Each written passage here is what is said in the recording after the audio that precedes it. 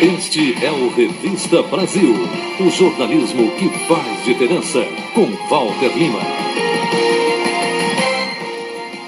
Vamos lá, são 9 horas mais 23 minutos agora no horário de Brasília. Estava aqui lembrando das vítimas dos acidentes aéreos que acontecem aqui no Brasil, né? No primeiro momento, no momento da comoção, normalmente as empresas tentam passar principalmente para os familiares das vítimas desses acidentes, né, que vão estar com elas em todos os momentos, em qualquer momento, e que não haverá nenhum tipo de dificuldade para qualquer tipo de situação, qualquer tipo de problema. É o que tentam passar, porque na realidade, com o passar do tempo, o que a gente verifica são parentes de vítimas ingressando na justiça em busca, portanto, aí, de direitos que esses parentes entendem possuí-los. E com isso, então, nós vamos agora conversar com quem entende desse assunto, no caso do doutor Sérgio Roberto Alonso. Ele é advogado, especializado em direito internacional, ele também tem especialidade no direito aeronáutico, ele integra, portanto, aí a OAB de São Paulo e também pertence aos quadros da Sociedade Brasileira de Direito Aeronáutico e Espacial. E será com ele que nós, portanto, vamos conversar a partir de agora. Doutor Sérgio, os nossos cumprimentos e muito obrigado pela atenção com a Rádio Nacional, tá bem? Tá, bom dia, como é que você vai? Tudo bem, muito obrigado ao senhor pela gentileza. Então é isso, doutor, eu tenho um assunto para conversar com o senhor sobre esse avião que transportava funcionários da área de saúde do governo, caiu, infelizmente não houve sobreviventes, mas antes de entrar nesse assunto específico, por que é assim, no primeiro momento, quando acontece a infelicidade de um desastre aéreo e com a produção de dezenas de vítimas, no momento da comoção, a empresa aérea assegura, né, não causar nenhum tipo de problema para os parentes das vítimas. Contudo, com o avançar do tempo, a gente percebe uma verdadeira batalha judicial. Por exemplo, essa queda desse avião da Gol, que até hoje estão aí os parentes lutando praticamente aí, querem ver, a princípio, os pilotos daquele avião brasileiro pilotado por americanos, né, cumprindo aí, pagando realmente na justiça, e outras questões também que buscam até mesmo soluções em cortes internacionais. Por que é tão difícil assim? É por conta justamente da fragilidade da nossa legislação ou não? Não, na realidade o que ocorre é o seguinte: cada vez que há um acidente aéreo, existe uma briga entre os advogados das empresas aéreas que tentam estabelecer indenizações limitadas pelo Código Brasileiro de Aeronáutica. Nessa indenização limitada, se fosse acatada essa tese, cada vítima receberia no máximo R$40 mil. E então essa é a briga entre os advogados de empresas aéreas que tendem a querer essa limitação e os advogados das vítimas que, utilizando-se da jurisprudência, do Código do Consumidor e do próprio Código Civil, deslimitam essa indenização de acordo com a expectativa de vida das vítimas, né? Essa é a grande questão. E esse embate se dá talvez até no mundo inteiro. Agora, aqui no Brasil, o Código Brasileiro de Aeronáutica era tão favorável aos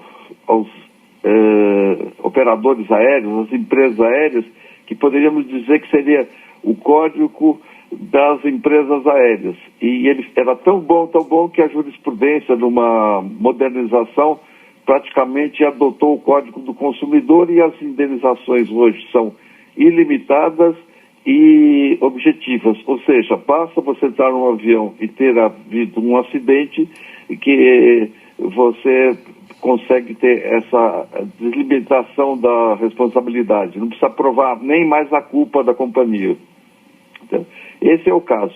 E a rigor eu diria o seguinte: com a Gol, ela foi uma das poucas empresas que realmente fez bons acordos e foi a mais rápida em compor esses danos. Sim, mas tem aí ainda, inclusive, a associação, né, de parentes de vítimas ainda batalhando na justiça aí pelos seus interesses, né? Não, agora aconteceu muita coisa. Ultimamente, tem muitos, às vezes vem advogados de fora que prometem mundos e fundos e tentam levar isso para os Estados Unidos, entendeu? Aí existe uma controvérsia, assim, e também muitas pessoas querem receber mais do que a própria legislação brasileira prevê, entendeu? Tentando acionar a fabricante do avião, e tem isso também que ocorre. Lá fora o pessoal não faz assim, não? Ou aceita pacificamente, não, né, os acordos que são decididos? Não, eles fazem sim, mas o problema é o seguinte, é que você tem que ter uma medida do real. Não adianta você ter uma legislação aqui no Brasil que diz que você tem direito, aqui no Brasil, por exemplo, nos Estados Unidos você tem danos morais muito maiores do que aqui. Aqui o dano moral é arbitrado pelo juiz. Nos Estados Unidos chama punitive damages, e lá é bem maior. Então todo mundo tenta ir para os Estados Unidos para pegar esses danos morais maiores lá. Mas a justiça americana, ela só aceita isso se houver um ponto de conexão entre o passageiro e o domicílio dele. Então, essa que é a briga também que ocorre aqui. Muitos tentam ir para os Estados Unidos para ganhar esses danos maiores, mas não conseguem, porque a justiça americana não aceita, se não houver um ponto de conexão entre o passageiro e o domicílio americano. Bom, a nossa legislação, então, não é omissa, né? O que existe é realmente aí, de certa forma, alguns avanços que a nossa legislação não permite, seria isso? Não, o Código Brasileiro de Aeronáutica está superado, é horrível, mas os tribunais, né, o STJ e o Supremo Tribunal Federal, eles corrigiram isso aplicando o Código Brasileiro do Consumidor, que é absolutamente avançado, bem avançado, é um dos mais avançados do mundo. E a jurisprudência também avançou, suprindo esse Código Brasileiro de Aeronáutica, que é já ultrapassado. Neste caso específico aqui da nossa pauta, doutor, com relação a esse bimotor que caiu aí no Pará, matando 5 pessoas, ou seja, o piloto e mais 3 funcionários de uma prefeitura, no caso um motorista, aliás 4, né? O motorista e mais 3 técnicas de enfermagem. Inclusive uma delas, quando o avião estava com dificuldade, ainda postou uma mensagem para um parente falando justamente do que estava acontecendo e lamentavelmente o avião terminou caindo, matando, portanto, aí todos os seus ocupantes. Neste caso, quando as vítimas de alguma forma prestam serviço para o Estado, a legislação é a mesma, a dificuldade vai ser a mesma, não vai ter dificuldade, como é que fica essa questão? Não. A questão é o seguinte, nesse caso do Pará, esse avião estava afretado pelo Serviço de Saúde dos Índios, que é um serviço prestado pelo Ministério da Saúde. Então esse avião, ele estava afretado para o Ministério da Saúde, ou seja, o Ministério da Saúde, através da FUNASA, contratou esse táxi aéreo para levar os seus funcionários.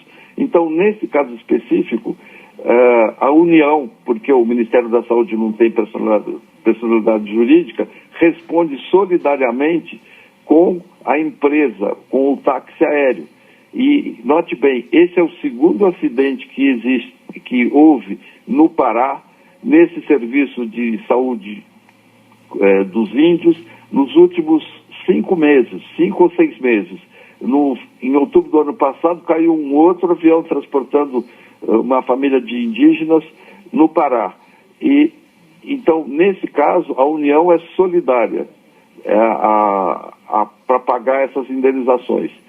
E note que nos 2 casos estava havendo esse voo estava sendo feito sem copiloto, o que é vedado pelo RBH 135. Quer dizer, todo avião que é um táxi aéreo tem que ter copiloto, necessariamente. E aí não tinha copiloto. Então, é uma questão que tem que ser estudada na contratação desses táxis aéreos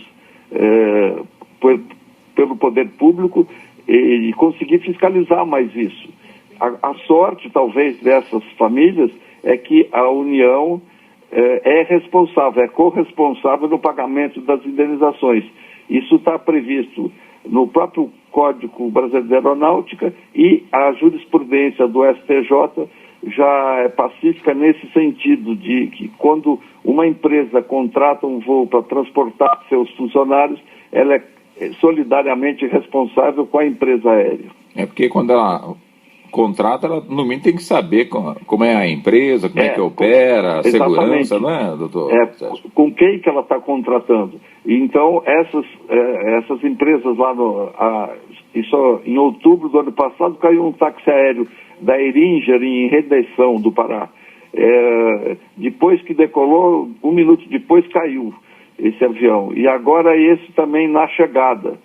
E também no ano passado, isso já não foi do governo, uma empresa aérea do Sul contratou um táxi aéreo para levar 10 funcionários para de uma represa. Esse avião caiu, também estava sem copiloto. Foram 10 funcionários que morreram nesse primeiro acidente, e mais 10 agora, 5 nesse último acidente, e mais 5 em outubro. Quer dizer, foram 20 pessoas que morreram em 3 acidentes aéreos. E a gente percebe que tudo isso é falha de infraestrutura, porque vai sem copiloto, em condições adversas e sem qualquer fiscalização. A ANAC deveria fiscalizar isso melhor. Deveria ser menos burocrata, porque é super burocratizada, mas o que ela deve fiscalizar não tem muita eficiência. Entendi. Agora, com toda certeza, este assunto, né, que nós estamos nos referindo, quer dizer, ao que parece, a União não vai impor nenhuma dificuldade aí no campo da indenização dessas vítimas, vai seguir a legislação, não é? Não, eu acho que as vítimas têm que entrar com a ação. Ah, vão ter que entrar? Tem que entrar com a ação e a União contesta e demora anos aí para receber. Então ninguém é bonzinho nessa história, não é? Não, normalmente ninguém é bonzinho, não. Só se mudar, espero que mude. Quer dizer, o correto, se aqui nós fôssemos civilizados, entendeu? A União reconheceria isso. Sim. E pagaria logo. Eu estava imaginando isso, né? O pessoal trabalhando para a União, né? De repente acontece um acidente, que não é um acidente de trabalho, e a União ainda vai contestar, é muita covardia, não é, doutor Sérgio? Eu esperaria que ela, quer dizer, deveria fazer isso, espero que faça. De repente faz, né? O ministro da Saúde aí pode determinar, a presidente pode baixar uma ordem que indenize imediatamente as pessoas, né? Quer dizer, isso seria o correto. Agora, se não fizerem isso, utilizando aquela velha frase lá da Alemanha, ainda existem juízes em Berlim, né? Quer dizer, se não pagarem por bem, se tem que pagar por mal. Neste caso, o servidor, ou quem está prestando serviço aí para o Estado, não importa se é a Prefeitura, o Estado, a União, quando vai realizar uma viagem dessa, é importante que ele conheça as cláusulas de um seguro, se é que tem realmente um seguro, para evitar, caso aconteça uma tragédia, a família venha a ter dificuldades até mesmo para poder buscar os seus direitos, doutor Sérgio? Tem um seguro obrigatório nesses táxis aéreos, esse seguro deve ter, que é o tal do seguro reta. Mas o seguro reta paga R$40 mil para cada vítima, para a família de cada vítima. Existe esse seguro, mas é um seguro muito limitado pela perda das pessoas, entendeu? Sim, porque a pessoa recebe o seguro e aí, né? E a perspectiva de vida e outras coisas mais, né? Expectativa de vida. E ainda tem mais uma coisa, as companhias de seguro, o que elas fazem? Nós estamos com um problema assim, um acidente que houve lá em Manaus, quando para pagar esse seguro reta, elas põem um termo de quitação elas querem pagar, ainda querem que a pessoa assine um termo de quitação que não vão reclamar de nada, entendeu? De mais nada. Quer dizer, elas também usam de um artifício que uma pessoa que não está bem orientada vai assinar uma quitação da quitação sobre tudo, sobre aquilo que ela está recebendo e sobre o futuro. É uma coisa ilegal até que elas fazem, entendeu? Bom, quem de alguma forma quiser compreender mais, até me tirar dúvidas sobre uma situação, que de repente tem gente se vendo numa situação, quer obter, portanto, uma resposta, não está tendo condição de contactar conosco, mas o senhor teria um blog, um endereço eletrônico, onde as pessoas pudessem já contactar direto com o senhor? Pois não, o meu blog é Direito Aeronáutico, tudo junto, adv.blogspot.com. O senhor repete para nós, o ABV é A de Alfa, B de Bola, então, Bravo, V de Victor? Então, Direito Aeronáutico, Alfa, Delta, Vitor, spotter.com. Agora entendi. Spot.com.